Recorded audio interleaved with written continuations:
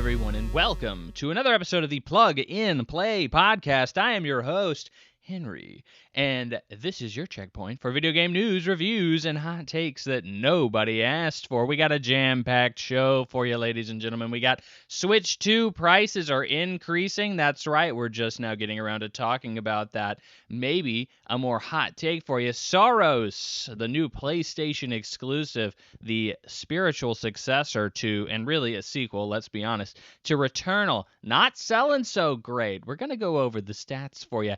Xbox is now Xbox! All caps. Makes you have to yell it now. Very uncomfortable. And then our best friend Embracer, our longtime recurring news topic from a couple of years ago. They're back as well. And then, of course, impressions. We have Mixtape, the hot new narrative game that everybody seems to be finding a problem with.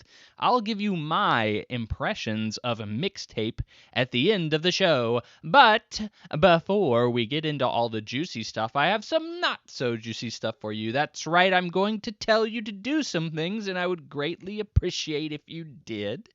Those things are, you can give us a review, a like, a follow on any of your podcast services. Favorite ones, least favorite ones, honestly, just do them all. You can go on Spotify, Apple Podcasts, we're on YouTube, we're on Podcast Addict, anything you want to listen to your podcasts on, we're there. We would love your support. You can also follow us on any of your favorite social media platforms. We post on all of them. It's way more trouble than you would really hope it to be, but you can follow us on Twitter or X, whatever you prefer, TikTok, Instagram, or YouTube at PlugInPlayPod1. Would greatly appreciate it. You can also leave a comment on any video we have, and I will look at it. I promise I will look at it, and I will possibly read it out on the show. You can be a part of the show. And if you don't want to do that, you can send it into an email address I got. It's pluginplaypodcast1@gmail.com. If that is too long for you, that's also in the description, along with some timestamps. Hey, if you like what I'm saying a lot, you want to skip to a thing you want to hear more, you can use a timestamp. Or if you just hate what I'm saying, if you hate what I'm saying, you don't care about it at all, who cares about the new Sony financials, loser? You are stupid. I want to hear you talk about Sly Cooper 2 in your impression segment. Well, guess what? There's a timestamp for you, friend. So that should be it all. I hope you enjoyed my very high energy shilling of my own podcast. So this podcast is this is going to be a very big deja vu for you who just listened to the last episode. The previous episode, I started off the show and I said, hey, I'm recording a little early because I have somewhere to be this weekend. I won't be able to record over the weekend like I typically do, so I'm going to record a few days early. And then, of course, the next day, Nintendo comes out and announces its Switch 2 price increase. Of course, big news there, which everybody saw coming. If you have any ear to the ground in the industry, you certainly, hey, if you listen to this podcast, you should know that the Switch 2 was going to go up in price. It wasn't anything confirmed, but it was pretty obvious, just based on what everybody else was doing, that was going to happen. But the problem is, I recorded on a Thursday, and bad news typically gets released on Fridays because they're trying to avoid the press cycle. They want it to be a little colder by the time journalists come back from their weekend work, so nobody's going to cover it for a couple of days. So that's why typically you hear bad news on Fridays. I'm doing the exact same thing again this show. I am going to be I'm going to be recording on a Thursday, so odds are something bad, something huge is going to happen. Huge. No H, just a YOOGE, huge, is going to happen tomorrow, and I won't be covering it here.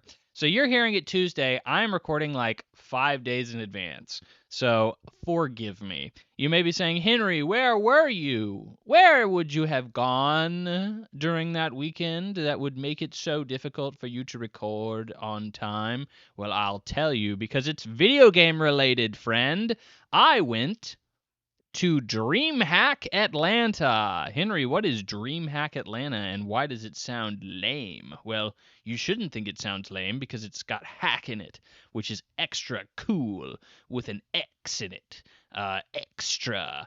But DreamHack, if you haven't heard of it, because I'm actually very new to DreamHack in terms of what it is, had some time, was trying to make the most of it, and I was like, hey, I can go to DreamHack Atlanta. I actually have a friend who went. I didn't ever see him there, but he was like, "Yo, dude, it's really cool. You should check it out." And I was like, "Okay." And there was a guest there that I was very interested in going to see. Ended up making my time a lot more enjoyable because DreamHack is an esports, a big esports convention. You say, Henry, you don't care about multiplayer games. You don't play those things. You're not good at them.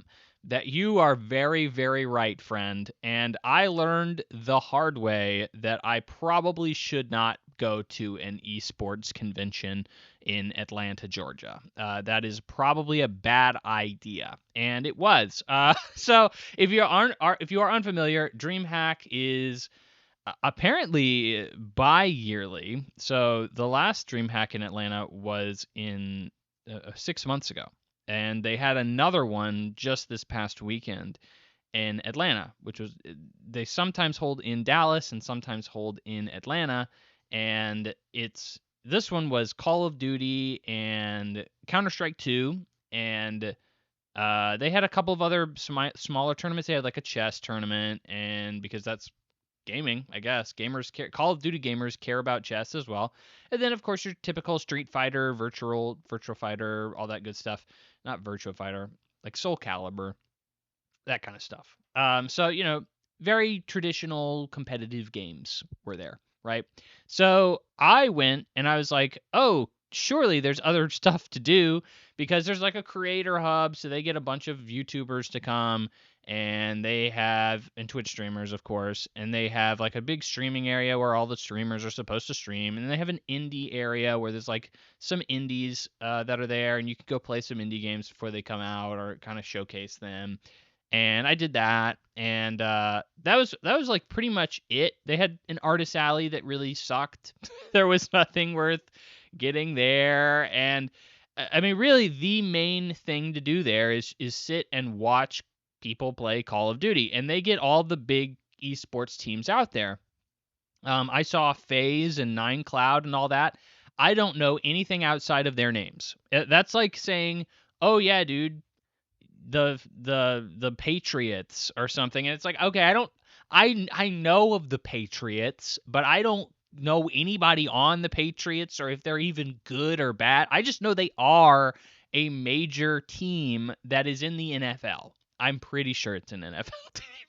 That's how uneducated I am on sports. I apologize. I clearly am, but I've always been the kind of guy who's like, oh, I really wish I could get into esports because I see all these people who love sports, like typical sports, the, alpha male testosterone driven sports. And I'm like, dang, they seem like they're having a really good time. I wish I could have that kind of fun watching video games and have a team to root for and all that other stuff. But I don't care about regular sports. And I'm like, oh, well, surely I'll care about esports. I'm a gamer. And then it's like, well, I don't play any multiplayer games. So when I watch people play esports, I'm like, I have no idea what's going on. I don't know who these people are. I don't know what this game is. I don't know what's good and what's bad. I can't recognize the skill. Like I was watching people play Call of Duty and I was like, awesome, dude. They just shot and killed that guy. That's great. Like I've seen that happen before, and I've even done that in Call of Duty. I've pointed a gun at someone and pulled the trigger. That's crazy. So, how am I supposed to be like, yo, that's really high level play. Wow, that's awesome. And then on top of that, like most seating for DreamHack, at least in Atlanta, is pretty much pay for. Like you have to buy a ticket to entry, and then you also have to buy like special seating in order to get like a decent seat. There is free seating available, but it is so minor. It's like that most people who did not buy a ticket is they're gonna be standing up. And then on top of that, the people like all the seats that are pay for are pretty much sold out. In fact, they were sold out. All pay for seats were sold out. So you got to be on top of it if you want to actually sit down somewhere. So I was like standing up in the back watching a Call of Duty like championship, and like I just felt so bad because the guy next to me was clearly like so into it. He was like, "Yo, dude, I did you see that?" And I'm like, "Yeah, I saw it, but like I don't know why it's so cool, but yeah, I saw that." And then on top of that, he was like he was so into the community because of course there's like it's like, I know who LeBron James is. If somebody who is really into basketball saw LeBron James in person, they'd be like, "Yo, that's LeBron James. I can't believe it." But like I don't know who the Call of Duty players and commentators are in the space. I don't follow that space at all, nor are they on like cereal boxes for me to completely understand who they are not following it. Like LeBron James, who has his own freaking bubble gum, like I can recognize LeBron James just because he's everywhere because there's a large number of people who care, not so much for esports, right? But he was like, "Yo, dude, is that skunk optics over there?" And I could tell he was like, "This is the best moment of my life. Like, I just want somebody to share in this moment." And I was just like, I didn't want to let the guy down. And I was like, yeah, I don't know. I just can't see that far, man. I don't know. He could be, that could be skunk optics over there, man. I think it might be, you know? And it was very obvious at that point. The guy was like, "Oh, this guy doesn't want to talk to me." And I was like, "No, I don't not want to talk to you, bro. It's just I have no idea what you're talking about. I feel really bad that I am just trying to observe and like kind of take this experience in. I don't understand any of it. This is art to me. I am too stupid to fully contemplate and understand what is in front of me, but maybe if I look hard enough, I'll be able to glean some of the appreciation that people who really care about it do feel. That's kind of how I was trying to approach that. So it's like, "Henry, what did you do?" Well, first off, there is nothing to do with that con before the esports starts. That con is clearly just like, if you want to do esports, this is where we're at. And it's like, okay, cool. I don't care about esports. What else is there to do here? It's like really nothing. And so I drove to Atlanta and got there at like when they opened the freaking doors, because I was like, surely it's worth getting in here and doing all these other things. And no, it was absolutely not. Like, I was bored out of my mind until the esports started. Like, that's when people actually like gave a frick about what was happening at that point. And I would not recommend showing up at that place before esports actually starts. There's a small little indie gala where you can play some indie games. I played a couple, and I actually interacted with some of the developers for those games. They were cool, and it was really awesome to like talk with some of the developers, give them some of my personal feedback, and hopefully they incorporate it, and that would be cool. I tried to be very, nice, very, not criticize, but what's the word? Not helpful criticism, but you know what I'm talking about. Constructive criticism. The alliteration. You always have to do the alliteration. So constructive criticism. One of their games was like going to Kickstarter. It won a bunch of best indie games as of late. It seemed cool. The art style definitely seemed interesting. Gosh darn, what is the name of the game? I feel bad not having it in front of me. I'm sorry, I don't remember the name of it, but it's a game about where you're in an office place and you're basically you get fired and you have to go back into the office and like yell at people. It's a roguelite shooter, isometric shooter. So be on the lookout for anything that looks very similar to that, I suppose. I'm sorry, I forgot the name. But that was kind of cool. Where I spent most of my time was with a Hololive group. Hololive is a VTuber group that I follow. I know I'm a weeb. I am not here to defend my horrible life choices. I am just simply here to report on them So I went and saw Hololive. That was like my main reason for going. You're like, Henry, why the frick did you go to an esports convention in the first place? Well, because I thought that I would have a lot of fun doing the Hololive stuff. And I would even say that like DreamHack is so all over the place in what it's trying to be because esports is so all over the place in what it is. If you don't know, esports has been struggling significantly over the past several years. Esports was one of those things that people poured money into to try to get it off the ground. They thought it was going to be, the next big sport, and really like, next NFL, next NBA, whatever you want to say. And it ended up, they were paying pots out in tournaments, and they were paying players out these huge sums, huge sums of money to play in these teams, and then the teams would never really make the money back. People really just didn't care.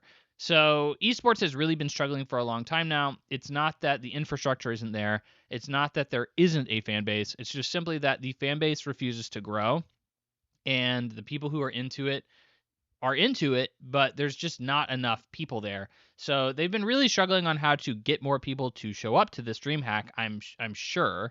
And their answer was, well, let's invite a bunch of creators, which by the way, like 90% of the creators that they invited, and like that is a massive insult, okay? I probably could have applied and gotten in to DreamHack Atlanta as a creator. There were several people that hundreds of creators were listed as like, oh, we are going to be the creators that are here. And it just seemed like a lot of them were like, oh, I have less than 1,000 followers. And it's like, okay, well then nobody cares about you. And look, I'm saying that as somebody with like less than 100 followers, okay? Like, nobody cares about me. I know for a fact nobody cares about you, but you're a creator that is being like put on a pedestal by this convention. That just doesn't make any sense. But there's that, and then Hololive, which is a VTuber idol company, which, let's be freaking real, that doesn't have much to do with esports. I mean, I know that the girls are streamers and they stream video games, but they are not in any way really related to esports. So that doesn't really make any sense. So I really feel like DreamHack is struggling to understand how to bring more people in. How are we going to do this? I really wish we could, but I don't know how, kind of deal. And Hololive seemed to be a grand reach. But it was a big deal because there was like a live concert, and there was a meet and greet, which is where you actually get to meet the VTubers in person, not actually face to face, like physically, but you do get to talk to a TV with the VTuber on the other end, like a Zoom call, kind of deal. But that's a big deal for Hololive, okay? That's a really big deal. So there were people who came from all around the country, all around the world, actually, that I met, because it was the first time that I was really like, I'm going to try to figure out how to be a part of a community meetup. And so I went and I met a bunch of the people from Hololive, the Hololive community, some of which were really cool people, and some of which were really freaking weird. Like, look, I love my weirdos, but, if you're making out with your plush doll of a VTuber in public, we gotta take a step back, brother. We gotta take a step back. But it was an interesting experience. I went to dinner with them, hung out with them most of the day, and it ended up being a cool time. But it was not video game related.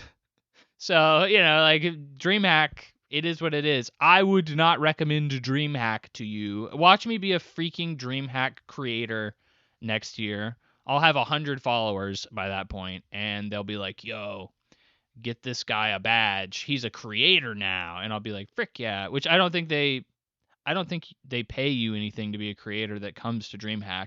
You just get a badge that says you're a content creator. Also, by the way, their biggest content creator that they like put on the website, they're like, yeah, we got her. It was like Lana something. I don't even know. She's the #1 Roblox YouTuber.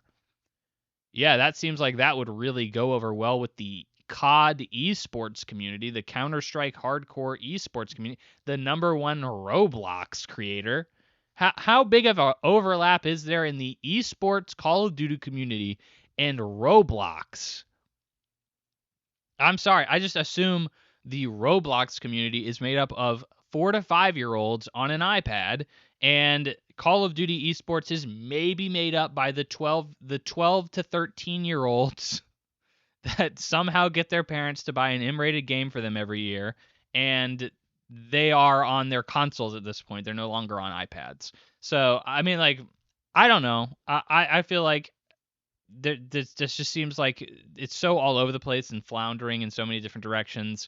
There's probably something there for a lot of people, but I would not think it is very emblematic or at least symbiotic in how it tries to present itself.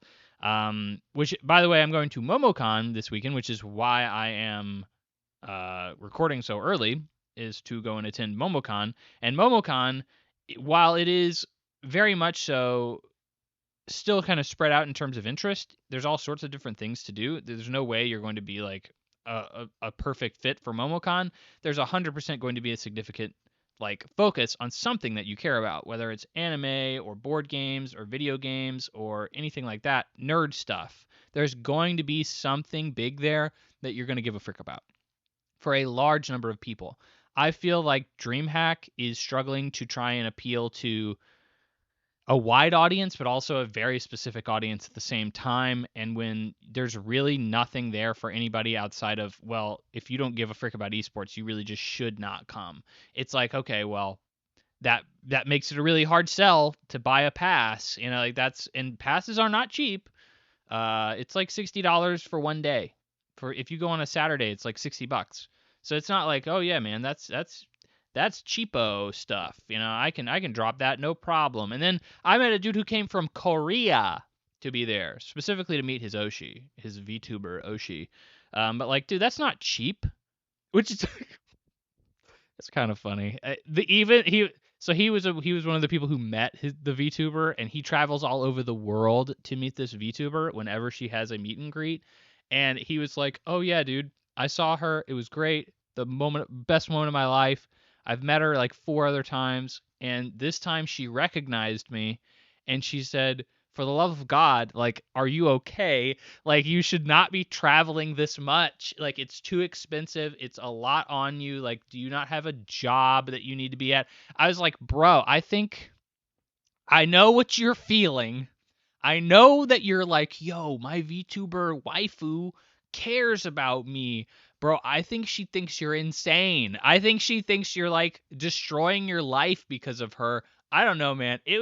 I saw the dark side of VTubing, the VTubing fandom a little bit, which is like not necessarily super dark. It's not like, oh yeah, dude, they were freaking killing kittens or something in the back alley, sacrificing them to their VTuber gods. Like that wasn't what was going on, but it was like, oh, these people have problems, like for sure. They care about this a little too much in a lot of ways that they probably shouldn't. So anyway, that total aside, look, that's not even video game related, but I find it very interesting. Okay, so that's where I was last year or last week, and I would not recommend it.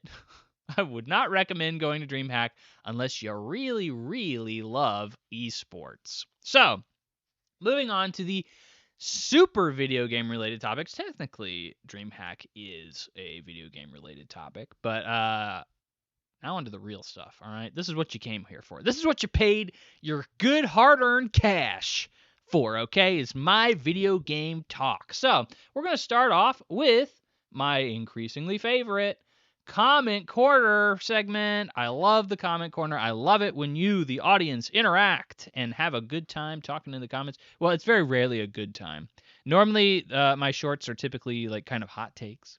So most of the time, people are not very kind in the comments, but it is interesting at the very least. And I am honored that you take a moment, or sometimes more than a moment, to interact with my post, and it, warrants discussion. So here's what we have. It's from Jetkey.1 on TikTok. That's right. We actually had several comments on TikTok this time. Very pleased by that. Normally it's Instagram. We actually had more TikTok comments from those TikTokers this past 2 weeks than we did for Instagram, which is very uncommon. Normally Instagram is the one that promotes me a lot more, and I get a lot more engagement on. So it's a little bit of a flip-flop now. At one point I was actually shadow banned on TikTok. I had 0 views on TikTok for like over a month, and you just have to keep posting until they just decide your account is good enough to come back. And I think that was because I was using like AI content at one point, and they were like, "Yo, bro, we don't like that," and so they stopped showing my stuff to people. So, or I changed it from using AI content to not, I think is what I did. I started using gameplay trailers instead of AI. And they were like, that's not what our algorithm said you do. Stop showing it to people. So the algorithm is forever fickle and forever hard to understand. But I'm back, baby. People on TikTok are seeing stuff again. So unfortunately, I can't respond to people on TikTok. I only use the desktop version of TikTok Studio, and that's it. I don't actually use TikTok. I don't love Chinese spyware or anything like that. So I don't actually use TikTok in any other capacity, but I do use it on desktop, and they will not let you reply to comments on desktop for whatever reason. They just are like, yeah, you need to download it on your phone so we can have access to all of your text messages and phone calls and apps and everything that you browse on your phone on the internet. So very understandable from China's perspective. So anyways, this was about my Switch 2 game cartridges post. This was a while back, but it blew up fairly recently. And Jekd.1 had this to say. So I specifically was saying, hey, I don't understand the problem with game key cards. Okay, I don't know why you people are so mad. All right, and he said, you literally give the reason why the game key card is negative, but then say that it's a small group of people who care about it. So it's essentially to say, quote, but I don't get why people make a big deal about this? Question mark. There are 20-plus-year-old games that exist on a cart and disc, and you can still play them to this day. These game keycards only work as long as Nintendo hosts the game on the cloud. And yeah, you need the internet. But then years from now, the game keycard is empty plastic. You argument about, well, everything is digital now, so just accept it. Doesn't justify paying for content you intend to own until you decide to not want it. If we as consumers are going to buy anyone's products in intention of to own as an artifact on my shelf, I'm not looking for an expiration date to lose access for it in the future and for it to suddenly become worthless to me. A physical book doesn't expire or get revoked. A piece of art doesn't. CDs and vinyls don't. Blu-ray, DVD, etc. But my modern games do? Now, that was a lot, I know. But that was his direct comment to me. He actually had a very long back and forth with another user in the thread, which I love to see. That's like my favorite thing to see. That there's actual like commentary, conversations. My post is being used as like a comment, like almost like a forum, for this conversation. I love to see that. That is so wonderful. But essentially the user kind of agrees with me, and it's like, I don't get it. And they go in a back and forth. Jekty came back to the post and actually came back multiple times. It was a very, very long thread, but essentially the summation of it is, they're like, hey, why are you okay with this? Why do you support his statement? And essentially the other user was like, well, because, I freaking go to a movie and I understand that that's temporary. I buy literally anything and realize that that is going to degrade or bust. If I buy my iPhone today, I realize that that's not going to last me 20 years. Like, that's going to be something I'm going to have to upgrade, that it's probably going to break, like something like that. So nothing is infinite. There is no reason to expect it to be infinite. And there was a long back and forth on why that is. I actually don't agree with that take full-heartedly. I actually more so am on Jekty's side than anything. So let's break this down. Game key cards. I understand the outrage. All right, I get it.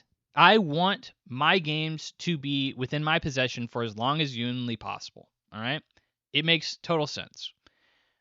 I support people who are upset about game keycards.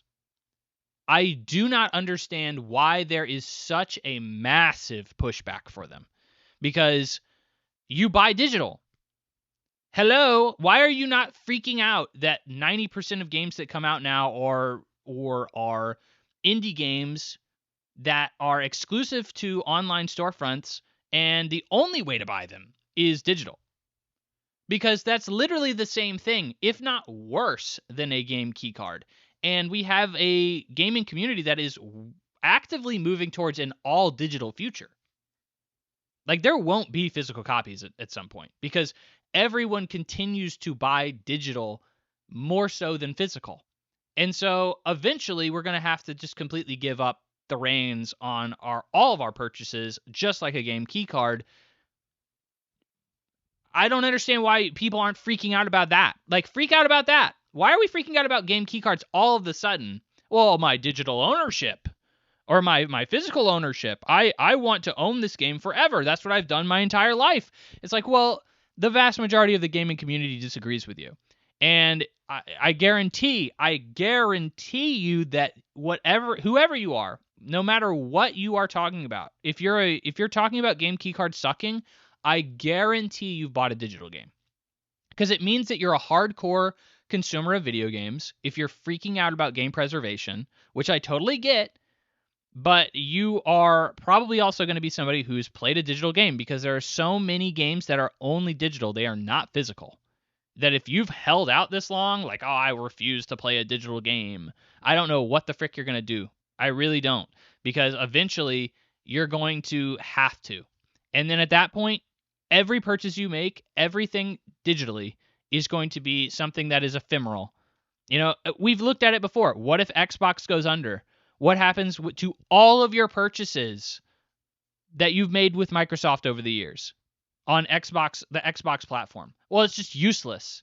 You've lost it. And that is almost everything now. On Steam, you have the exact same problem. On PlayStation, you have the exact same problem. On Nintendo's platforms, all of them have this exact same issue. So I am not saying, hey, game keycards are great. We love game keycards around here. I'm saying, where is the outrage on literally anything digital? You should be pissed that digital games do this, but you're still buying digital games. Why is it just that it's a physical game keycard? And it's like, and I get the argument is, oh, well, I'm a physical collector, and look, you're not gonna be forever. You can't be. The next generation of consoles probably won't even have disk drives. You'll have to like buy an extra disk drive for it, and then at that point, you're gonna just have probably the next generation, beyond the next generation, is probably just not even going to have an add-on disk drive. You're going to be stuck. And look, maybe you'll be dead by then. I don't know. This console life cycles are going to go for so long now. But like, at some point, you're going to have to transition to all digital, and you're going to be dealing with this exact scenario just with literally everything. And there's nothing you can do about it. Like, we are a dying breed. I am still a physical game collector, and I am a dying breed. We are a dying breed. So I think this argument of, look, why are my modern games going into like these ephemeral patches in the sky? I also think that, you know, you're probably never going to play 99% of the games that you like put away. Like, once you beat a game, you're probably never going to go back to it for like 99% of the games that you play, which is totally fine. That's what I do too. But there's way too many games to not do that. But I think you're kind of crazy to be like, oh, I refuse to buy a game key card. I'd rather buy it digitally or not play it at all. Like, you really are shooting yourself in the foot there. And I think that the outrage is understandable. If there's a game key card, it just seems a little silly to not put the game on the cartridge. Why are we selling this physically if there is literally no reason to? And admittedly, you still have access to like the benefits of a physical copy. Specifically, you know, if you really wanted to put it on your shelf and display it, that's something you can do. Or my personal favorite, you can resell it. You can't resell anything you buy digitally. You can resell a physical copy. So that's my personal use case for any physical good. Is it's a financial incentive, which you don't have with digital. It's financial freedom. But I mean, I just feel like I'm kind of spinning my wheels on this. I don't think people are really thinking it through in a long-term perspective. I get that they are, but like, you should be pissed at so many other things rather than game key cards. I feel like this conversation is overblown based on how much I see it. If this was like a freaking 5 people on a forum somewhere that was like, oh, dude, freaking game key cards, they're ruining everything. I can't believe it. But like, it is a massive talking point. It is every time a game comes out and it's a game key card, you will see nothing but in the comments or in any kind of reaction to it. Oh, I'm not buying this. Like, I can't buy this. It's a game key card. This is the devil. The devil is your game key card now. And I'm like, bro, chill the frick out. Like, I don't think it's that bad. It's really become some major talking point for all of the industry. And I can't I have yet to hear somebody tell me a reason as to why that needs to be the case.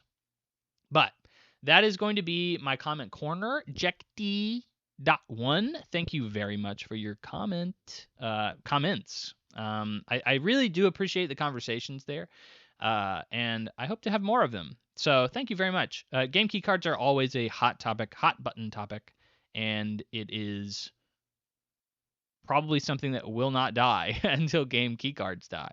So interesting to see what we can get out of that. Milk that topic for all it's worth.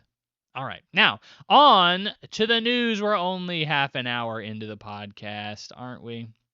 Well, let's start with something that is old, stale on the counter, been there for months, but we're going to talk about it now anyway because it's a big deal, I think, and it is worth mentioning. And that specifically is the Switch 2 console price is going to increase by $50. It was $450, and now it's going to be $500, a nice round 500. That's my favorite. So I love it when it's a nice round number. And that will start September 1st. So you have a good while to get that figured out. If you are looking to save up for a Nintendo Switch 2, then you can. So during the company's latest financial results presentation, which a lot of people, a lot of gaming companies had their financial results this previous couple of weeks, and it's been very interesting to see what we've gotten out of all those reports. But president of Nintendo, Furukawa, reported that the new pricing, quote, does not fully account for all cost increases. So they're still taking a hit based on everything that's increased recently, implying that the increases could have been higher, but Nintendo didn't want to risk affecting the momentum of the Switch 2 sales. Kind of in conjunction with that, he said, quote, while we want to prioritize wide adoption, it was challenging to bear the rising costs over a long period. Furukawa later explained that the increase was due to a number of market changes in the environment, specifically the increasing rise of cost of memory, the weak yen, and rising crude oil prices, which of course goes into, everybody. I think it's very easy to understand when you hear it, but I think it bears repeating. The rise in crude oil prices isn't just for your gas tank, right? It tankers or airplanes or cars that ship everything to you also use gas, and those guys are going to have to now incur the price of gas that's gone up, and that means that the stuff on those trucks or on those planes or boats are going to cost a little bit more too. And so those are going to increase everything. So it doesn't just increase everything at the gas tank. It increases literally everything that has to be shipped, which is everything, right? Unless you're going to a local farmer's market and paying a premium anyway, you are going to be paying more for pretty much everything. Obviously, cost of memory is something we have said a million times. AI has been snatching up all the memory recently. And then weak yen, I mean, it's been weak in Japan for years. I mean, American tourists are booming over there because the yen is so weak. You might as well go over there and go to Disneyland and have a grand old time. So, it totally makes sense why all of this is really hammering them. In response to all that, though, he says, we will prepare a robust software lineup to enhance the Switch 2 ownership value. We will work diligently to overcome this barrier. So they intend on basically putting out even more good games. And I think it bears repeating. So going back to that original point of like, well, we really didn't want to up the price because we want to increase prioritization of adoption, which is totally understandable. So how the business model for these consoles work is you would think, oh, well, they make money when they sell a Nintendo console, and that's where they're making all their money. And, oh, well, I buy all of their games directly from them, and I don't have to share it with not Microsoft, with Walmart or whatever, Amazon, when I buy Super Mario Odyssey or Legend of Zelda or whatever the case, right? Sure, that's all a nice benefit, but I mean, most of the time they're taking a hit on the hardware itself, so the console.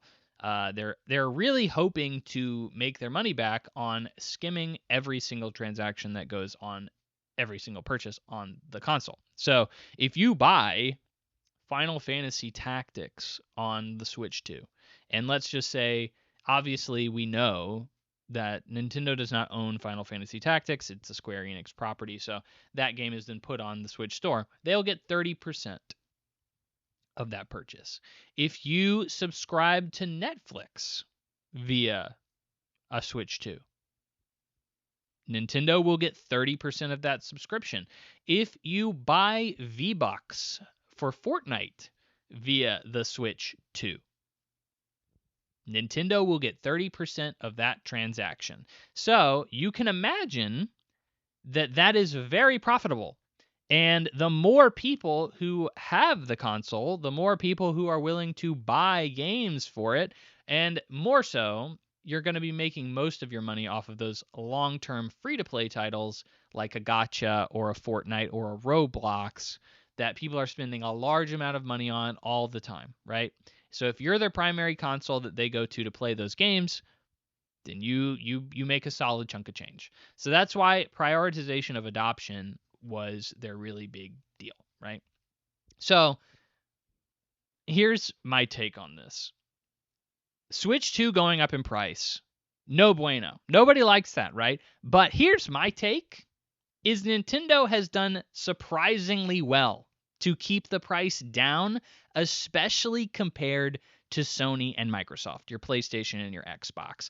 And both of those people have both increased their prices multiple times. Xbox has increased it, like 3 times in the past couple of years? Something crazy. PlayStation just increased theirs over $100, depending on the unit you're talking about. And here you are, Nintendo, increasing it only $50, way later than everybody assumed they would. This was something that was talked about before they even launched the console. Back when the Switch 2 launched, that was when all the tariffs were hitting the fan, And so everybody's like, oh, surely Nintendo is going to raise the price on this console. And they did not do that. They tried to get as many units in before tariffs took effect so that they could then sell a large number of units under the tariffs or without the tariffs, which is kind of insane, right? So I am normally the guy who's going to sit back and be like, look, dude, Nintendo is not this bubbly, sweet, innocent company that we love to think of, right? I think Nintendo does a lot of really anti-consumer things, and let's be real, this was still a pro-corporate move because they wanted to increase early adoption of the console because they get a skim off of every transaction that happens on their console. But in general, PlayStation and Xbox didn't care, but Nintendo did. I'm not used to saying that, all right? I'm used to saying, yeah, Nintendo really did something that really hurt their entire community, but people seem to still not care because it's Nintendo. And in this case, I'm actually looking at Nintendo, I'm like, hey, good on you. You're still taking a hit from this, even after the increase. You're still telling me you're taking a hit. You're telling me, oh, well, we promised to increase our software output to make it up to you guys, to give it a reason to still buy the console even at this price. And honestly, even at $500, it's still kind of cheaper than some of your other options in terms of consoles that are older. And my cherry on top here, they're giving you until September 1st, which is great. You have over 3 months to figure this out. If you want to buy a Nintendo Switch or Nintendo Switch 2, then you can figure it out within 3 months, hopefully. and you can get the money and you can then buy the Switch before the price increase happens. Sony, they gave you what, like a week? Like maybe a week? And like it wasn't a very big announcement. I think Nintendo is kind of looking pretty good with this increase. Like in terms of their competitors, I mean nobody likes increased prices, but I think Nintendo's not looking bad, right? So overall, this was an understandable and foreseeable thing. Obviously, like I've mentioned several times, Sony and Microsoft both increased their prices recently, multiple times in some cases. So, like, this was going to happen. It's been bandied about by analysts for months. Totally understandable. But finally did happen. And I think that Nintendo has handled it very well. So it's not, again, I feel like most of the time when I'm talking about Nintendo, I feel like I'm talking about somebody's like old grandpa that like doesn't really understand how society works anymore or something like that. And they do things and you're like, why did you do that, Nintendo? Like, that doesn't help anybody. Like, you're just hurting everyone when you do that. Or like, that just doesn't make sense. That's just wacky, Nintendo. You're just doing some crazy stuff for no good reason. It's just like, why are you charging me to use the C button on my console? Nintendo, why did you do that? It's just Nintendo gonna Nintendo, right? But it just is what it is. So I think this is inevitable, but I think Nintendo actually handled it pretty well, which is a surprising thing for me to say. It just sucks. Hey, dude. Hey, I hope you're not strapped for cash. Hope you didn't get hit by massive layoffs recently because that's going to be a problem for you because everything's expensive as frick.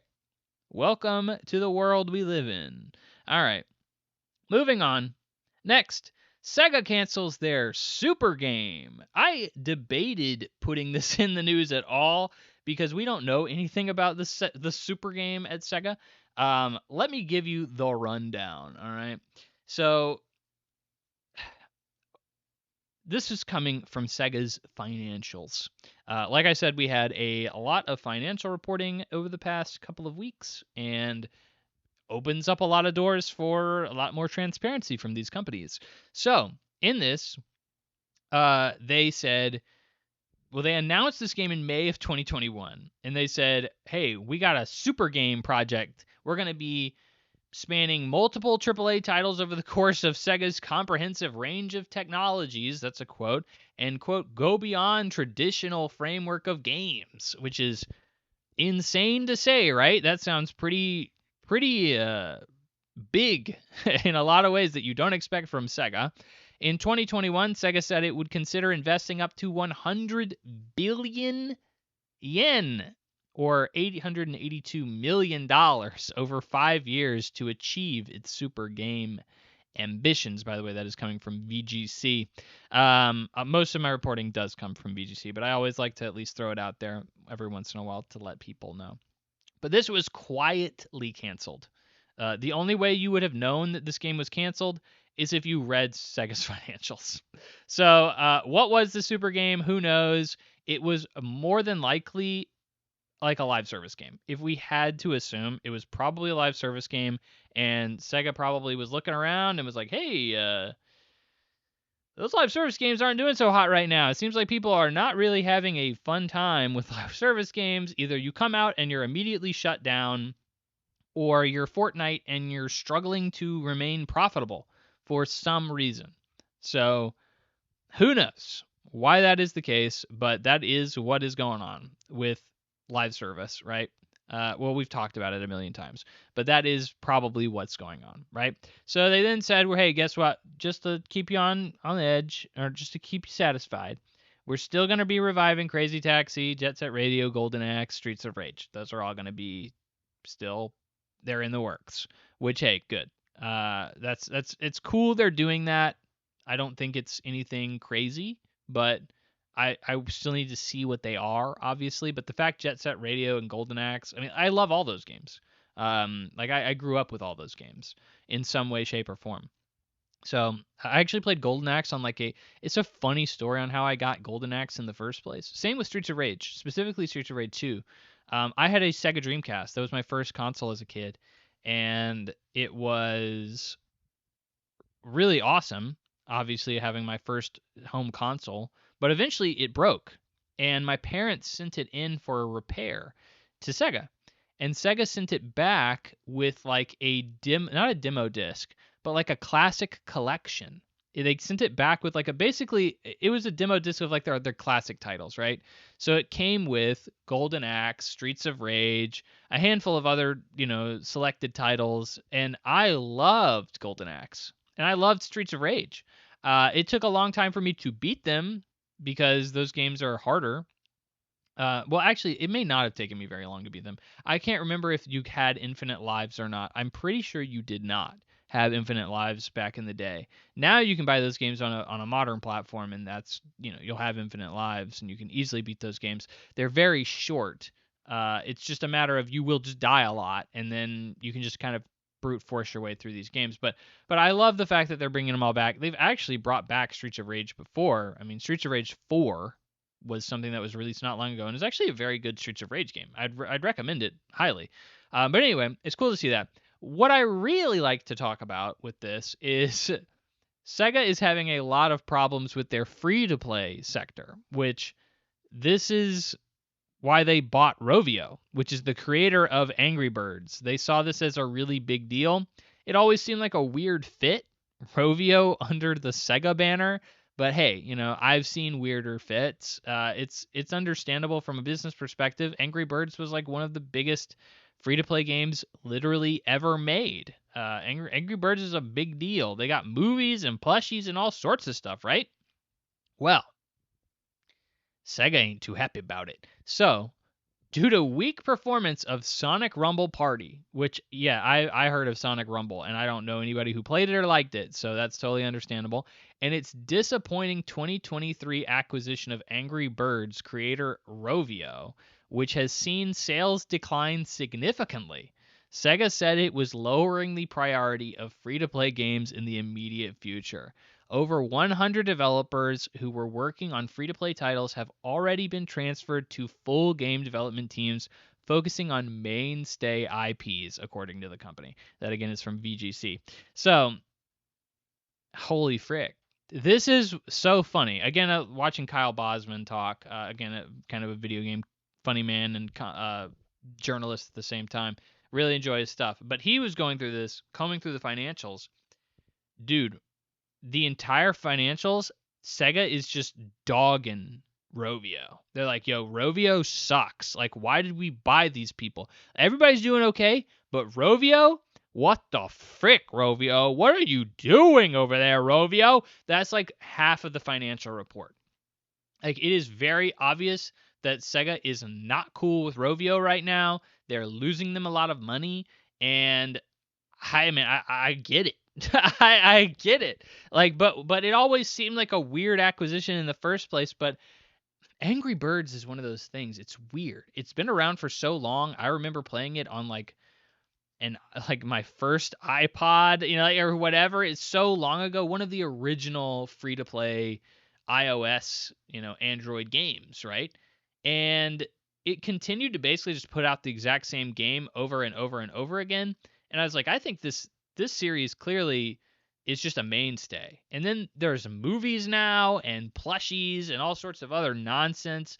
I mean, I went to Top Golf, and there's like an Angry Birds mode you can play at Top Golf. I'm like, this is everywhere. This is just a ubiquitous property that everybody knows at this point, Angry Birds. But then I hear, oh, well, it's not making any money. Significant sales decline. And I start thinking about it, I'm like, what the frick have they done with Angry Birds recently?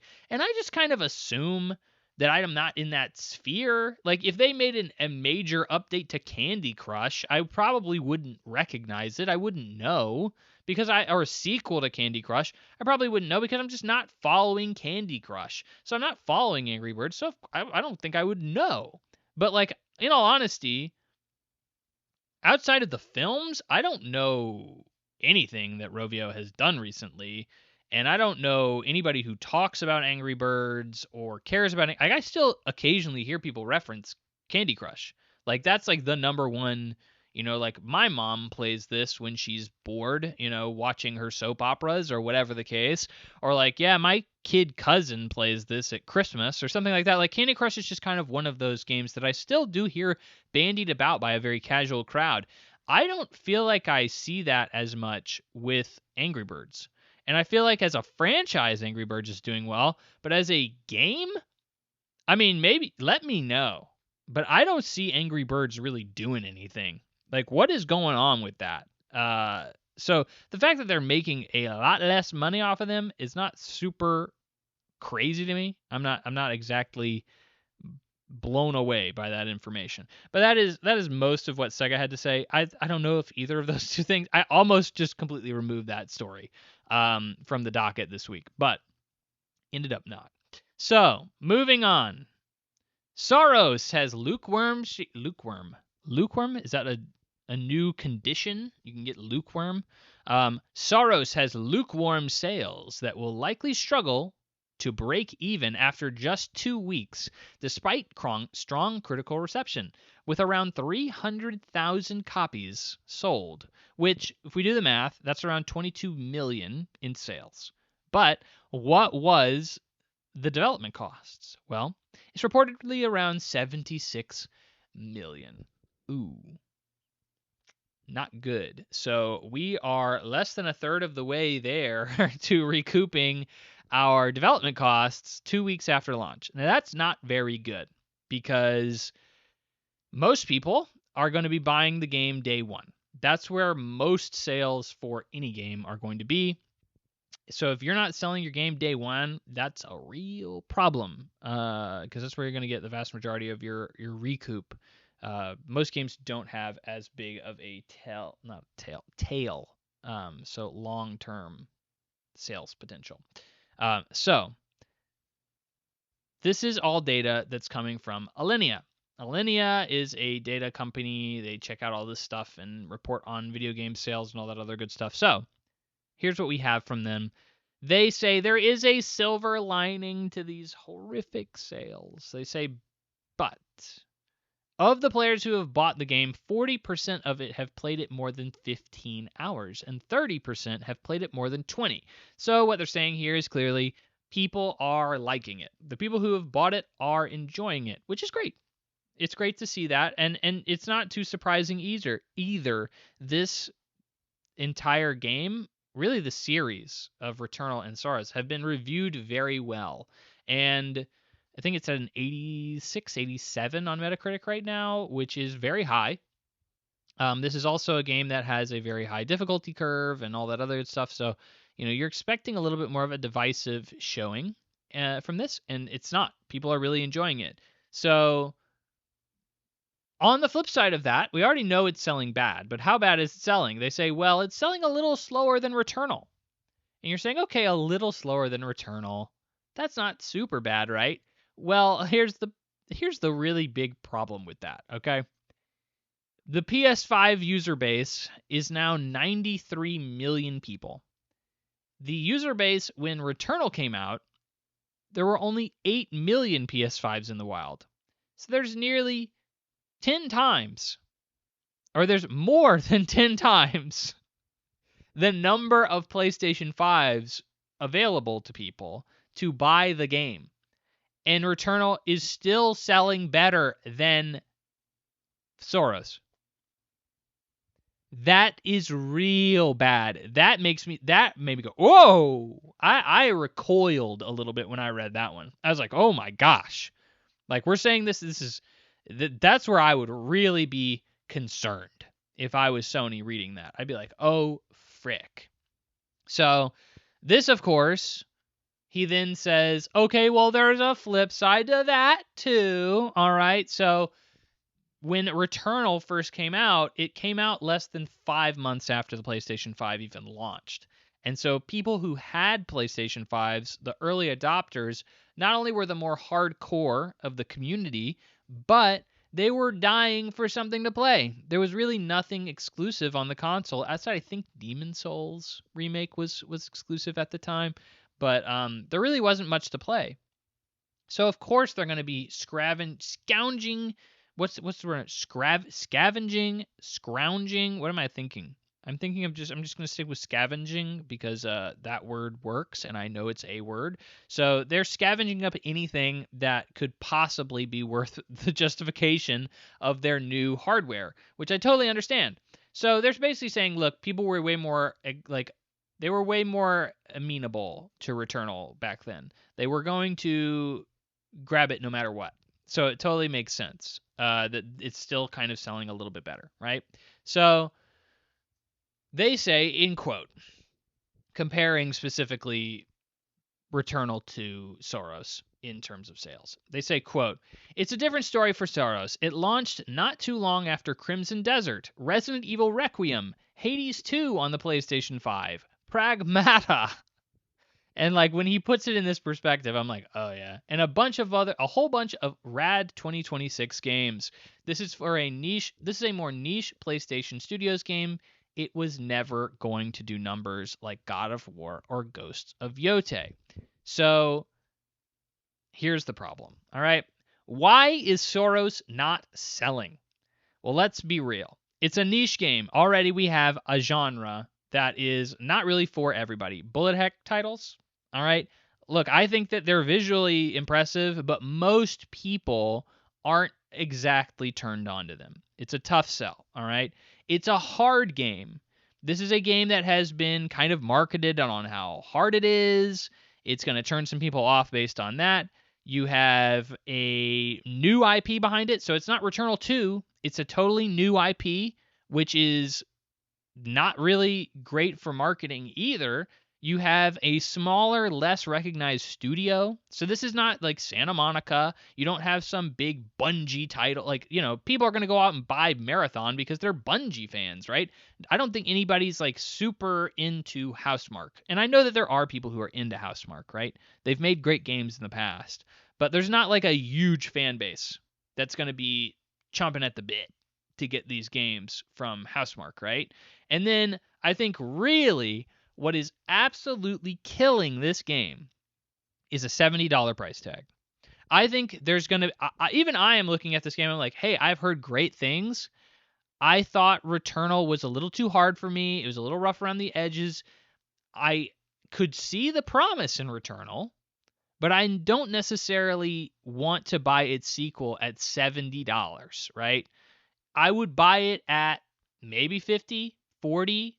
Definitely you can see me starting to really consider it at 30.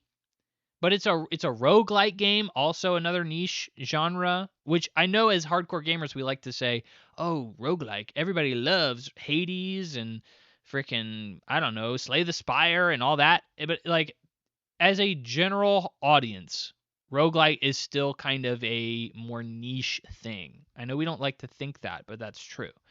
And $70, I think, is just a lot to ask for so many different niche things kind of piled up on top of each other. You have a hard difficulty, you have a couple of genres that are typically more niche, and you have, like $70 right now is kind of a crazy ask. Like, bro, it takes me $70 to fill up my gas tank. That's a lot. So it's a lot to kind of justify. Plus, you have so many games out. If I'm not 100% convinced to play a game, I'm not gonna, because I have 50 other games in my backlog that I am honestly concerned I'm never going to be able to play by the time I die. So I don't know why I would spend $70 on a day one game that I'm not necessarily super sold on in the first place. It's unfortunate that Saros is doing so well critically. I have no doubt that this game is not a great game. It's just not really a game that resonates with me in the first place. And then on top of that, I have no reason to spend that much money on it. So, hey, unfortunate, but I understand why this is happening. It's just really unfortunate because I think Housemarque is a great developer and you want to see this game succeed. It's just $70 is so much. If this was a $40 game, I don't think we'd be having the same conversation. I think you'd be seeing way more copies of this game being sold, probably around the same margin of profit, but you'd probably be seeing the same number of copies or a way higher number of copies being sold. Also, on top of that, Sony refuses to drop price in their freaking games. I have to imagine Saros will be an exception. A lot of their games recently, they refuse to. They're trying to play Nintendo, and they're like, look, we're the Mac of games, so like we're gonna put our games at super high prices and never drop them. And if you want them, you're just gonna buy it. And look, I get it, but I don't want to pay $70 for Saros. I will wait. I will wait until you put it on PlayStation Plus for free, and I will be happy. Next, Xbox is now Xbox. After Asha Sharma put up a poll on Twitter that received 19,000 votes. She said, "Hey, what do you want? Should we rename Xbox to Xbox?" And Xbox won by 64% of the vote. So she then shared an image on her Twitter saying, "Hey, we did it. We changed Xbox to an all caps Xbox." Oh my gosh. This just feels desperate. Notably, this I think is certainly worth noting. This comes only weeks after she just changed the name of Xbox to Xbox. It was previously Microsoft Gaming, and she changed Microsoft Gaming to Xbox, which I was like, yeah, sure. That's fine. That, reclaim the identity. This is like, what are we doing here? What are we doing? There really seems like no reason to really need to do this at all. It feels like a weird PR grab that just is unnecessary. Like, we need to stay in the news cycle. We need to keep doing something to make people think about us, and this is the best I got. It just feels desperate. It reeks of desperation. It reeks of we need to stay in the news cycle. It reeks of, like, I know we don't have anything else going on, but I hope to God you think this is interesting. And hey, it worked. People are talking about it. But I think it continues to compound on Asha Sharma is continuing to make a lot of changes at Xbox. And while I do think a lot of them show promise and like, look, we're listening, we're trying, we're doing what we can, I think it also is a double-edged sword in like, we're really just doing stuff, and none of it is really concrete or super beneficial to anybody, right? It's just kind of changes for change's sake, and this is like the most that she's done yet. And I have been cautiously optimistic of Asha up to this point. And I think this is definitely the first time that I'm like, okay, I get it. Like, you're trying. I get it, Asha, you're trying. But I mean, we need a little bit more. We need a little bit more meat on these decisions. And we don't just need to change things for the sake of changing them. And then also, I don't want to have to type all caps Xbox every time I talk about Xbox. I don't know. That just seems like we need a better way of doing this. I don't know. It just is what it is at this point. Now, whenever you say Xbox, you have to scream it. So, good stuff. Next, and finally, for the news, we bring back our best friend, Embracer, which, of course, has now split into two companies. Now, you may say, Henry, didn't they do that like a long time ago? They split into like 5 different companies. Yeah, they did. And now one of them is going to say bye-bye and be its own individual company with its own stock ticker and everything. So Embracer is a longtime friend of the Plug and Play podcast. It was the only thing we really talked about on the news for months, because Embracer, when we first started the podcast, holy frick, it just was imploding. It was either snatching up everybody who they could possibly snatch up for a ridiculous premium, or they were in an absolute spiral of destruction, laying off thousands and thousands of people, which is very funny. In this press release for this, the CEO of Embracer actually recognizes that and was like, yeah, we recognize that we are associated heavily with specifically layoffs. Like, that is our reputation, and we're sorry about that. We would really prefer you don't consider us that. So we're trying to redo our reputation around that. So Yeah, Embracer doesn't have the best reputation in terms of what it was doing. It never was doing anything that was going to work out. So it's just weird to see like them be like, "Oh yeah, we didn't think that was gonna fall in on its face." And it's like, of course it was going to do that. It was obvious it was always going to do that. But they, a long time ago, after all of their horrific failings, after everything kind of fell in on itself, they said, okay, we're going to split up into multiple different companies. They had like their AAA department, they had their AA department, they had an entire department basically devoted to board games. So they were kind of all over the place, but they kind of had a different company that was going to focus on the strengths of a specific area of the company in terms of development or games or whatnot. So one of those companies, specifically Fellowship Entertainment, has split off and will now be its own company. So it has nothing to do with Embracer anymore. So the reason it's called Fellowship Entertainment is because it has the Lord of the Rings IP. That's kind of their crown jewel within that particular company. On top of that, it's got a lot of other big IP associated with it as well. Let's go through the list, shall we? So, Fellowship Entertainment has, of course, the rights to the Lord of the Rings IP for games, and Tomb Raider, Darksiders, Dead Island, Kingdom Come Deliverance, and Remnant and Metro, as well as a few others. But those are the big heavy hitters. Those are heavy hitters. Kingdom Come Deliverance 2 was a Game of the Year contender for many. Tomb Raider is a legendary IP for many different reasons. Darksiders continues to be remade in a million different ways every year, it seems. Dead Island, for some reason, has very strong IP, at least recognition. Apparently 2 did pretty well. Metro, I know a lot of people who love Metro, and I know Remnant did very well as well. So these are all pretty good games, right? That I think a lot of people would look at and say, that's a strong IP. There's something going on there that you can really probably do very well with.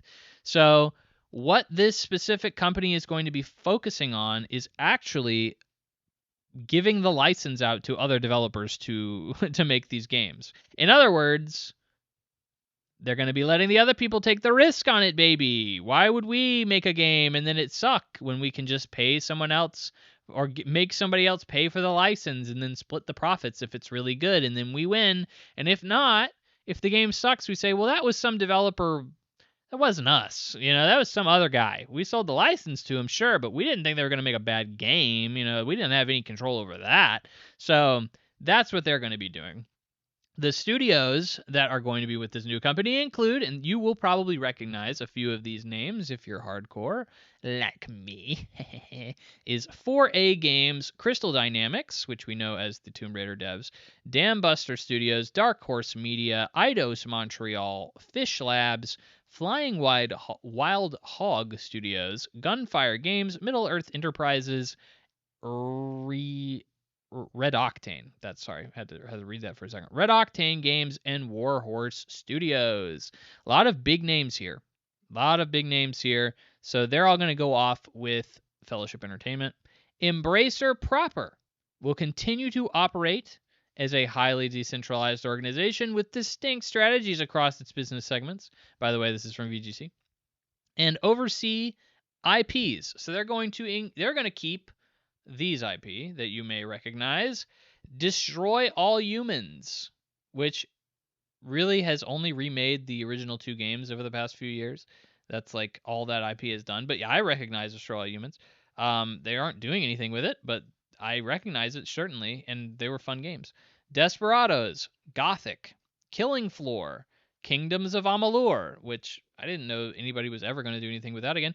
MX versus ATV, the recently released Reanimal, Ride, Screamer, Titan Quest, and Wreckfest, as well as licenses such as the Hot Wheels Unleashed series and SpongeBob SquarePants. So there's some stuff there for sure. I feel like obviously SpongeBob is a very big IP. The games themselves have always been like kind of B tier, which is what this particular studio was meant to be. It's like, this is our B tier studio. Like, these are the games that we think are going to do are going to be mid sellers. They're not going to be like big sellers. They're going to be mid sellers, which honestly I would think Darksiders and Dead Island would probably fall into that category, but they seem to have a lot more faith in it than I would as a person following the gaming industry and what people think. But anyway, maybe a larger audience particularly cares about them. I'm not sure. So the developers remaining will be Aspire, Beamdog, Crazy Labs, Deca, Demiurge, DPI Merchandising, Limited Run Games, which is obviously not a developer. So is neither is DPI Merchandising, obviously. So they're obviously keeping a few things that are not developers. Milestone, PlayOn Partners, PlayOn Pictures, so a movie studio. THQ Nordic, which has over 35 studios and subsidiaries. We all know THQ, or at least kind of do in some way. Failed publisher that eventually got acquired somehow. Tripwire and Vertigo Games. So you probably don't recognize as many of those particular developers. That's because they're all the B teams. So according to this announcement, the split will allow Embracer more flexibility to pursue mergers and acquisitions while Fellowship focuses on its studios and publishing efforts. So Embracer splitting up into two studios, what does it ultimately mean? It means Fellowship Entertainment, which owns all of their big AAA IP like Lord of the Rings and Darksiders and Tomb Raider and all those other big guys. They are going to be run off onto their own thing, and they're going to basically be allowed to flourish. They're saying, you don't need us weighing you down with all this other bull crap.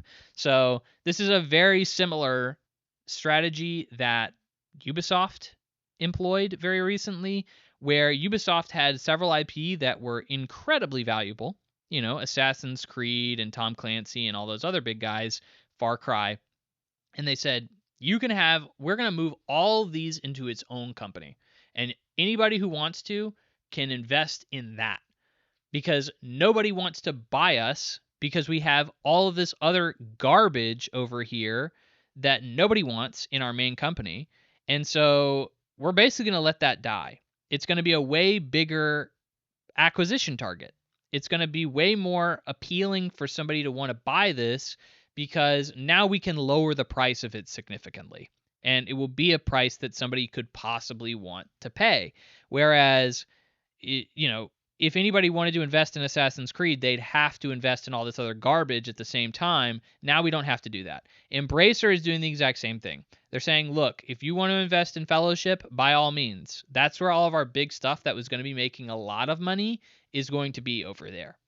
If you want to buy everything else that's over here at regular Embracer, we are open to communication. That is what I'm hearing, is we are happy to sell Embracer to somebody now that we can significantly lower the price because all the other good stuff is gone. And the CEO has a significant stake in Fellowship Entertainment, so he wants it to do well. So that's why he's doing that.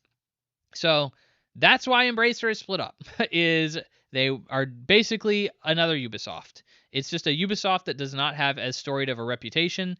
It has a reputation for being garbage and laying off thousands and thousands of people. And, hopefully Fellowship goes off and does its own thing and is able to thrive. And maybe somebody with better management chops, will pick up Embracer and be able to make a mountain out of a molehill on that one, I guess, if that expression applies. But hopefully do much better with it. And that is Embracer. That is, again, probably not the last time we're going to talk about Embracer. It never is. But hey, it's always good to bring back a good friend from the past. It's good to have Embracer back with us. All right. So now let's wrap up the show with the impressions segment. Like I said, I've been out of town a good bit recently, so I haven't had too much time to play. But fortunately, I have had time for some smaller games. So specifically Mixtape. But we're going to get to that in just a second. Sly Cooper 2 Band of Thieves is a game that I played. I bet you didn't see that coming, unless you're just not that cool, because I am that cool, because I play Sly Cooper all the time. So this was something I talked about last year, maybe? Sly Cooper had been put back on, I'm not going to say remade, because it was not, but it was put back on PlayStation Store with trophy support and all that other good stuff. as a PlayStation classic a couple of years back or a year back or something like that. And they did the same thing with Sly 2 and 3. Sly Cooper is my favorite series of all time. It's very nostalgic for me. It was one of the big series that not necessarily got me into gaming, but that really made my love for gaming grow significantly. And I like to go back to the series every once in a while. And having a good reason to go back to the series is even better. And I have needed a good comfort food game for a while. I just kind of wanted to relax a little bit and take it easy for a minute. And so I was like, I want to play Sly Cooper 2 because it has trophy support, and that's a good enough excuse as any to go back and play it. And so I did. So I platinumed it. There's some trophies in the game. I love the way they did the trophies in this. Obviously, you have your typical beat the game trophy and collect all the collectibles and all that good stuff. But some of the trophies are to 100% just like do stuff you wouldn't normally do. Like even as somebody who's played those games probably 50 plus times a piece, I know that sounds sad, and it is, but 50 plus times a piece, estimated. Even I didn't know you could do some of the stuff that the trophies made you do. Some of which are straight up glitches. Like there's one trophy that you have to bring back a guard in a specific level as Murray, like carrying them. And then when you go into the safe house, the guard is glitched on top of Murray's head. And it's obviously like a glitch the developers knew existed. And they were like, yeah, we'll just make it a trophy. It's not like that hard to do. So it's really, I really appreciated some of the trophies in this game. They were fun. And it's, like I said, a great excuse to go back. So objectively going back and looking at Sly 2, what do I think?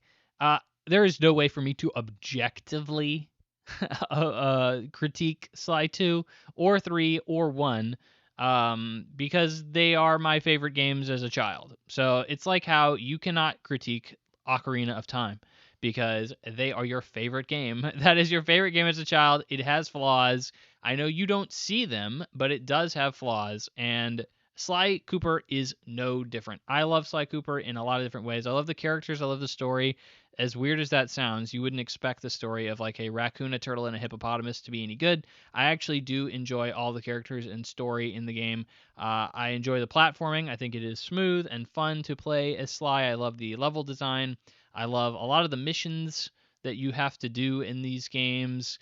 There's a lot of really clever stuff here. This is obviously made by Sucker Punch, and they have obviously gone on to make the Infamous series and Ghost of Yote and Ghost of Tsushima, which you may be familiar with. So, very storied developer here. This is not how they got their start. They also made Rocket. That's it. Rocket Robot on Wheels, which there actually is an Easter egg to this game in. That is one of the trophies, by the way. There is a like super secret Easter egg where you can actually see Rocket Robot on Wheels if you do some pretty specific stuff. I had to look it up. I knew this was an Easter egg in the original game.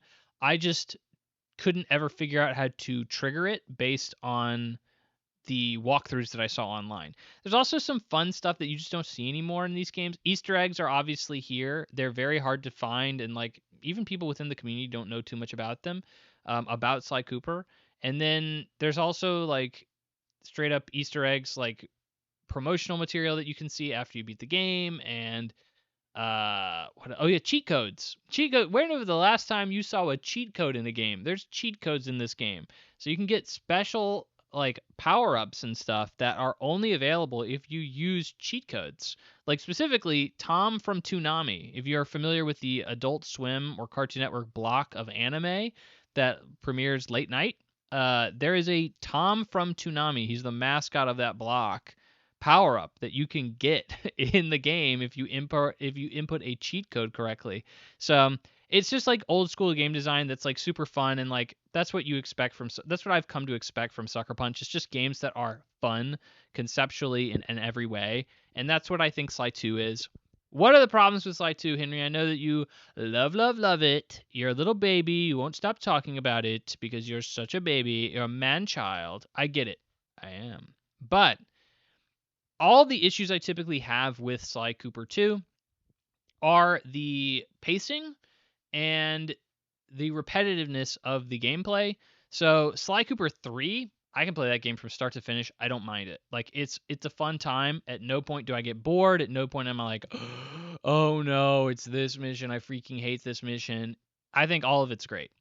Sly Cooper 2, it's very obvious that they're like trying to make some stuff work here. Like there's a lot of tailing missions, pickpocketing missions, just beat the frick out of stuff with Murray. Like you do the same like 4 mission archetypes throughout the entire game. And yeah, the level design changes and so on and so forth. And sometimes there's a little wrench that they throw in to make it a little bit more difficult or a little bit more dynamic, but it's really the same freaking thing over and over and over and over again. And I cannot play Sly 2 from one point to another like enjoying myself fully, because at some point I'm going to be like, oh man, another pickpocketing mission, freaking sick of this. Or oh man, like this chapter it's not really paced very well. Like I'm thinking of the Contessa's first chapter where you do like 1 or 2 Bentley missions and then you do like 5 Sly missions, and they're all the worst Sly missions in the game. And I actually stopped at one point playing the game, put it down, had to like go do something else, and then I was like, oh man, I really don't want to go back and freaking play the Contessa mission again. I freaking hate that mission. Like, or I hate that level. That level sucks. But I do think like a lot of, there, even within the bad stuff in the game, there's still always something good. Even in some of the worst designed levels, I still find that they're still designed very well, or I understand why they're designed that way. Like the first level in the game, the Dimitri level in Paris, is very boring. It's really a very standard level, and it's meant to be that way to try and ease the player in. It's a tutorial level, more or less. The problem is, as somebody who's played the game like 50 plus times or whatever, I hate the Dimitri level because I'm like, holy frick, yeah, I get it. I'm going to do a pickpocketing mission. It's going to be the most basic pickpocketing mission. I really just want to get this level over with so I can start getting to some of the meat and potatoes of this game. And, you know, I understand from a game design perspective why they do the things they do every single time they do them. It's not always executed perfectly. So, like, if I had to say there's an issue with Sly 2, that would definitely be it. And that's a pretty big issue. But it's very funny that this game is, I think, by most accounts, you'll hear people say that Sly 2 is the best in the series. I would disagree with that. And I would say Sly 3 is. That's just my personal opinion. I think that everything that's wrong that I just said about Sly 2, they completely fix in Sly 3. There is no repetition anymore. Level design is perfect. And I don't have much to say about it in terms of how any kind of flaw. And then there's always like a cool mission that you're doing, and it's always different. It's always interesting. And the fact that there's so much variety throughout the missions and what you're doing throughout the game is genuinely impressive. And they continuously incorporate new characters as well for you to get new mechanics and add on to mission structures that you can have throughout the game. So you are rarely at a loss for anything new or interesting within Sly 3. I don't think you can say that within Sly 2.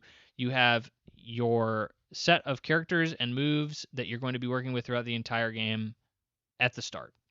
What you're really loving in Sly 2, what makes it so amazing, and I think a lot of people appreciate it more, is it focuses more like Ocean's 11 kind of like heist stuff, which is totally understandable why people enjoy that. And I think it does pull that off better than Sly 3.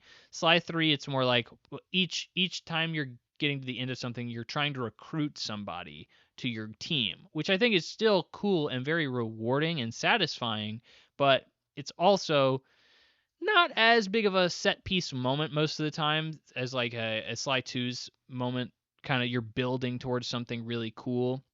You're still doing that in Sly 3, but just not as impactful, I feel like, as in Sly 2. So that's probably why. And Sly 3 is also just kind of an extension of Sly 2, whereas Sly 2 is a much bigger like evolution of the original Sly Cooper, which is more so just a traditional level-based platformer. And Sly 2 is much more open, has open areas and open traversal and stuff like that. So there's a lot of fun just figuring out how to get from point A to point B. Sly obviously has a lot of moves that he can utilize and do that with, and then Murray and Bentley don't. So you really kind of have to almost puzzle together how to get from point A to point B in a lot of circumstances, which is where I think the charm and the genius in level design really come from. But that's my take on Sly 2. It's a great game. I love it. I platinumed it, and I will play it again in the future. But that's why I don't want to harp on it too much. But I do enjoy Sly 2. Now, the piece de resistance, which is Mixtape. It's the new hotness. This was released, a week or two ago? And it came out to controversy. Oh my gosh, this Mixtape. What is going on with the Mixtape? Oh no. Mixtape was a game that I did not have high hopes for. It looked like Life is Strange, but pretentious. I get even more pretentious than Life is Strange. It's a narrative-based game, and a lot of people are kind of comparing it to a walking simulator, and it's understandable for sure.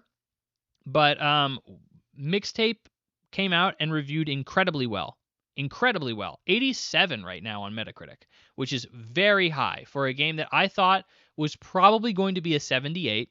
This came out to universal acclaim. IGN gave it a 10 out of 10, which is, I'm not going to say ultra rare for IGN, but pretty rare for IGN. Also, they are under fire recently for giving Mouse PI a 6 out of 10, which a lot of people enjoyed. So, they're kind of all over the place, and, people are just looking at these reviews, and I think that spurred a lot of outrage as, well, why is this game so good? Why do people like this game? So, let's break this down. Because, like I said, we'll get into the reasons why people are trying to tear this game apart in a minute. But let's give you kind of an understanding of what Mixtape is. Mixtape is a lot of people would say it's indie. It's not. It's published by Annapurna Interactive, which is kind of the art house of publishers within the video game industry. And it's made by a small development team, I think out of Australia, but it is set in the 90s. And I mean that in a very vague sense, and it intends to be in a very vague sense. And it is telling the story of the last night of a group of teenagers, specifically a trio of teenagers on their last night in high school. So before they go off and live their big lives, they have one last night together, and they are going through and reliving the memories that they've had to become best friends and everything that's led up to that. And they are all trying to get to the final big party before everybody goes off to college. So, sounds pretty standard, right? I mean, we've heard this before, right? So what makes Mixtape so good? It's got a great art style. It has a soundtrack, so the game is called Mixtape for a reason. Everything that you do in this game is accompanied by a licensed tape or track. The main character is known to be kind of pretentious, and she wants to be like a music director. So somebody who chooses the soundtrack of movies and TV shows and stuff like that. And so she is very into music and how that accompanies specific moments and how it can accentuate a specific moment and make it feel different or better or whatever. So every moment or every part of this game has a licensed track to accompany it. And she even introduces it and says this is the track, this is why it's good for this particular moment, yada yada yada. And I think that's honestly pretty cool. I think it's done very well. And, it's supposed to be in the 90s, so there's a lot of kind of references to 90s nostalgia. You have to, at one point, there's a segment where you're in a Blockbuster, and there's a segment where you're in a mall that's being constructed, not torn down, but constructed. So, there's a lot of kind of 90s nostalgia that kind of goes in there. It feels very 90s. It's trying to pull from that significantly. Obviously, I grew up in the 90s, but this is obviously trying to take more of if you're a teenager in the 90s, so it's still a little before my time, I guess, in terms of the time frame of how nostalgic I would be, but I can relate to a lot of this in terms of media that I've consumed, like Superbad or something like that. It's very akin to that. This is a group of delinquents. So I hear a lot of people talk about nostalgia and how Like, this is the only reason that this game is getting good scores is because of nostalgia. Brother, I don't relate to 90% of what these characters do. Most of the time in this game, you are running from the cops, you are trying to get wasted, trying to find beer, trying to get to a party, trying to rebel against the man, and do all sorts of, like semi-illegal yet, kind of harmless crap that teenagers get up to. And skateboarding and all sorts. I do not relate to that bullcrap at all. Bro, do you know what I did instead of go to my senior prom? I played Portal 2 co-op with my friend. We didn't go to senior prom. We freaking played Portal 2 co-op. I do not relate. I do not relate to any of this. Not a bit of it. Okay? So there's no nostalgia here. Like, oh man, dude, I remember when I got wasted at that party at that abandoned place that everybody's like, I knew people were doing that in my high school. They were going to like a forest or something and getting wasted and like whatever. And then the cops would come and try to break it down and all that stuff. That stuff happened at my high school, but I don't relate to that.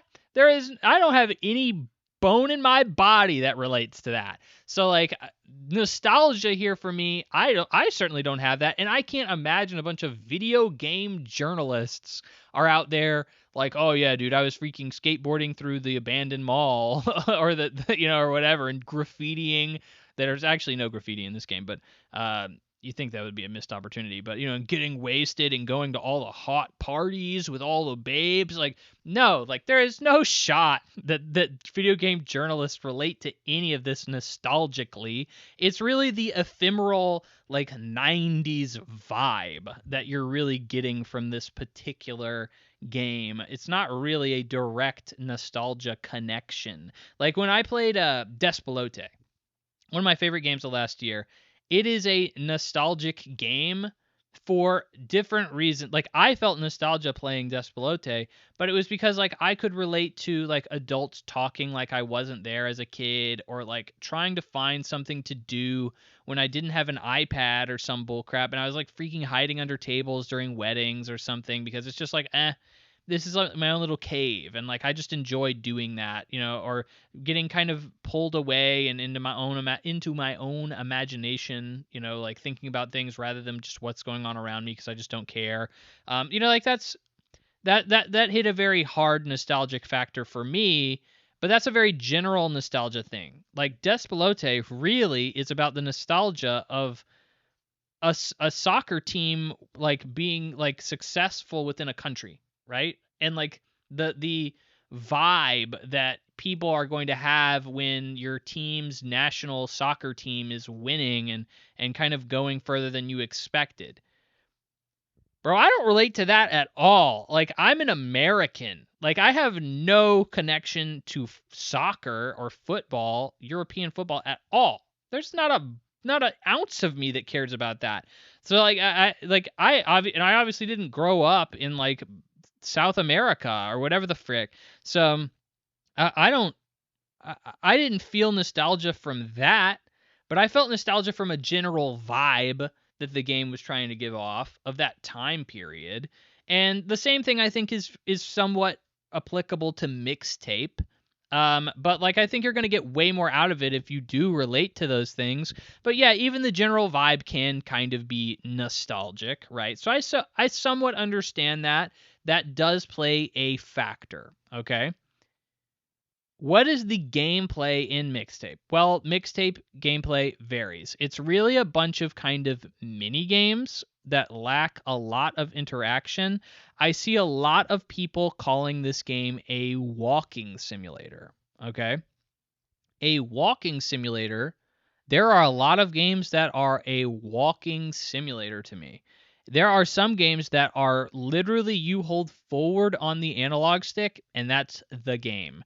There is nothing else to do, nothing else to interact with. You walk forward and a narrative unfolds before you. And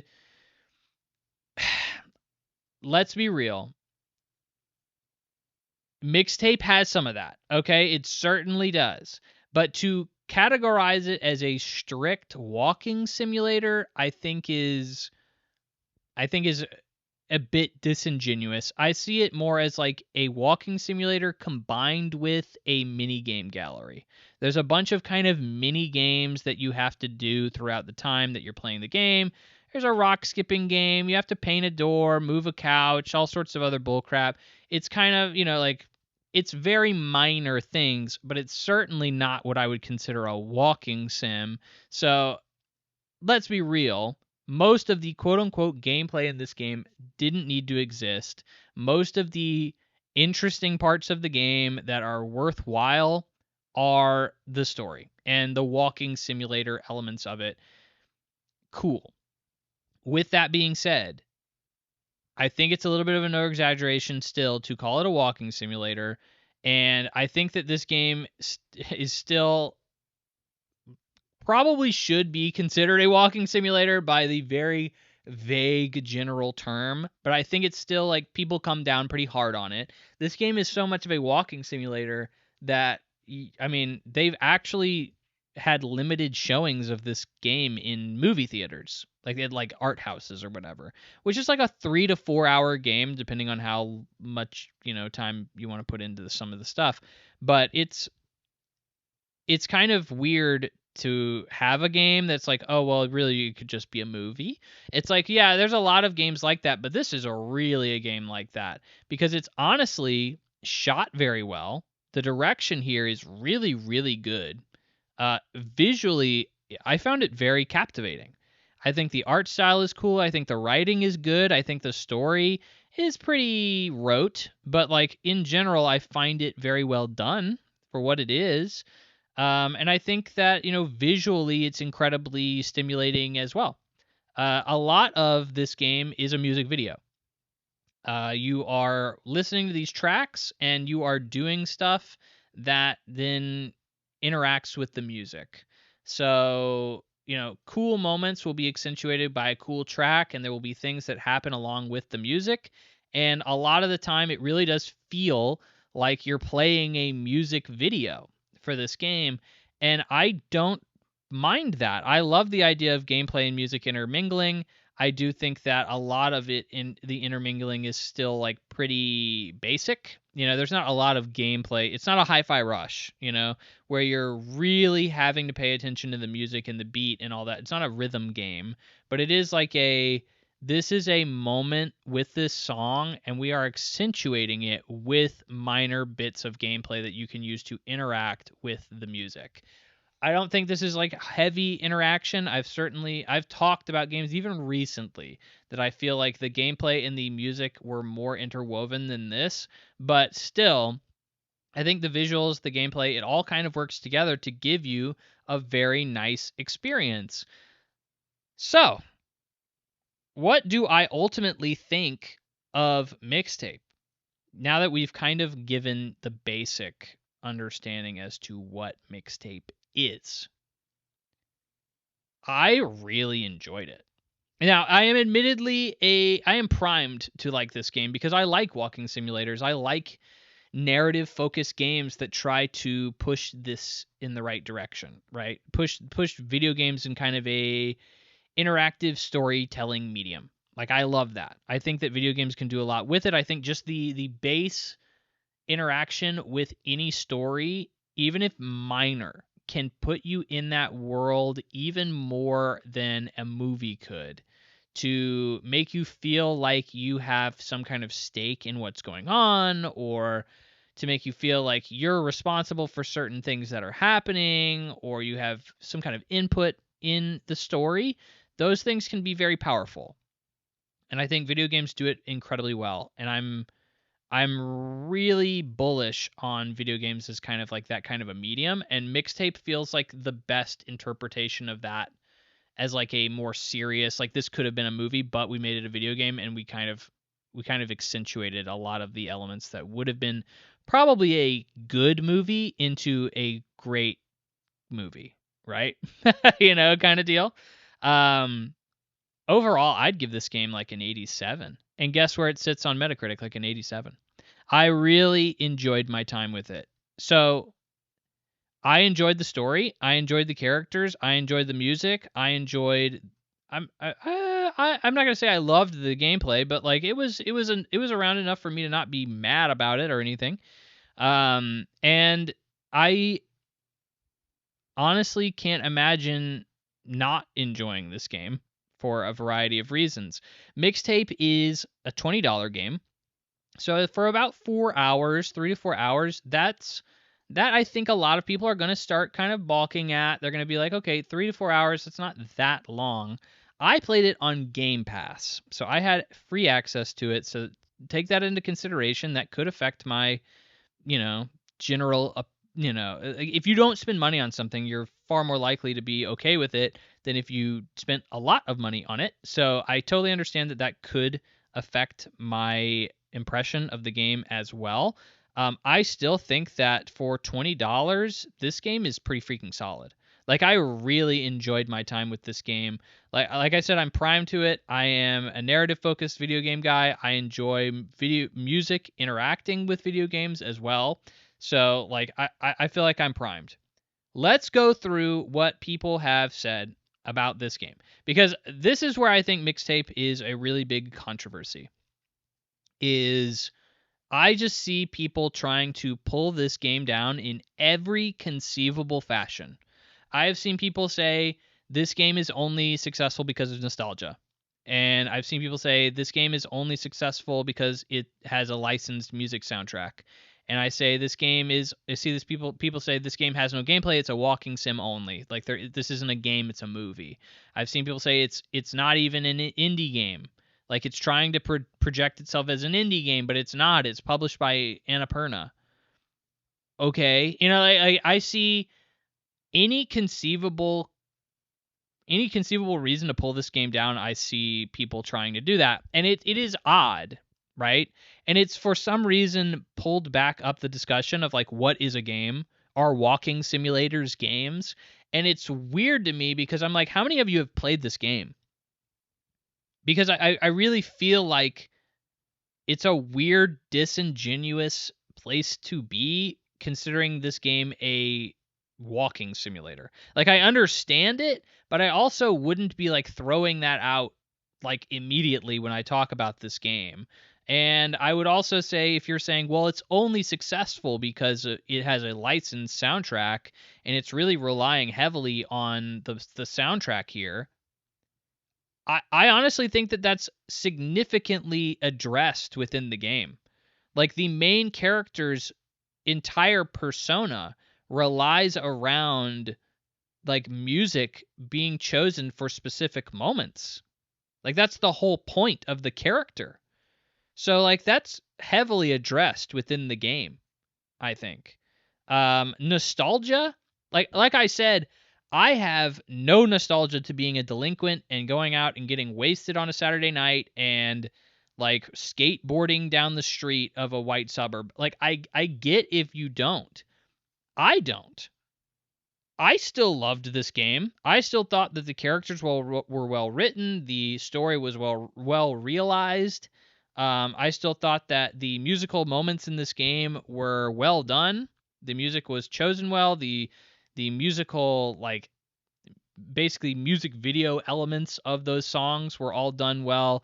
The game was shot well, directed well. The visuals are nice. Like I genuinely can't see a reason I would not recommend Mixtape to somebody. Unless they're like, I need a game with like shooting in it or something like that. I don't know why I wouldn't be like, yeah, give Mixtape a try. Because it's genuinely fun. It's weird too because I saw some people saying this, and I'm not trying to get in some weird political stuff here, but I had a friend who is African American, and they said, look, I can't relate to this game because I'm not a white person. And I'm like, yeah, I get it.